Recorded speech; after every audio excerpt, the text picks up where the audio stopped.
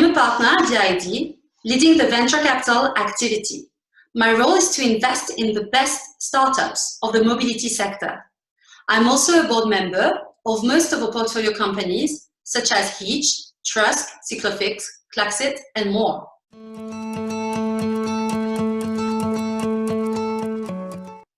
As you may reckon, the mobility sector we invest in has been severely impacted by the crisis.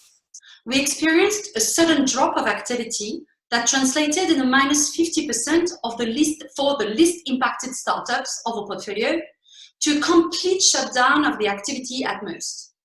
Understanding the tools and the different options we had to protect the finance of our startups and survive the shock was critical.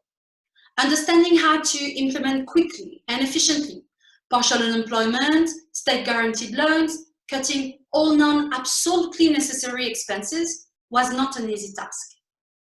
What is a bit unique here is that usually the more global you are, the more you can mitigate your risks.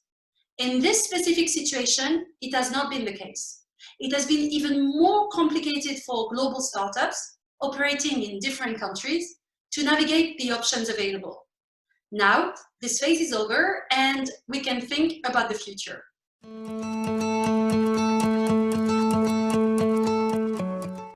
Europe always had less venture capital fueling its startups than North America.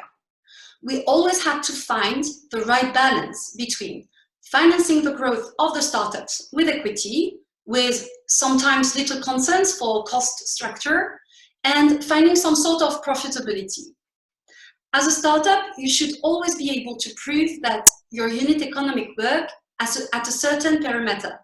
It can be at the scale of one cell, it can be at the scale of your core product or service, or even at the scale of your home market, for instance.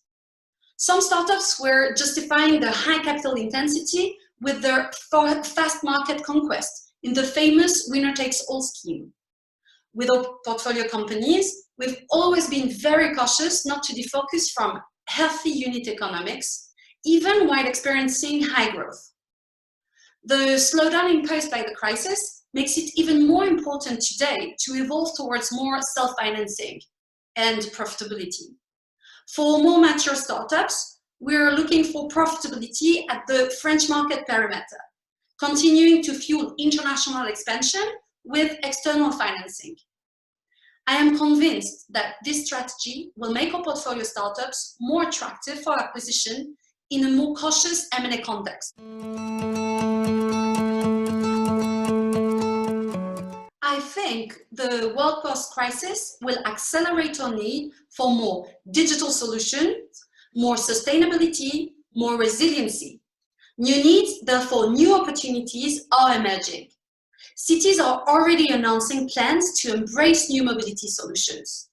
Our startups in portfolio will obviously benefit from these new trends. We are currently working on making sure our solutions are ready to address the market looking forward. Also, all stakeholders of the value chains are impacted. Some cards might be reshuffled. I am convinced there will be interesting consolidation plays. We are therefore looking at potential acquisition targets to rise stronger from the crisis. And we are also reconnecting with potential acquirers to understand how impacted they are, how impacted they will be, and what is their state of mind. Once again, we're getting ready to seize opportunities.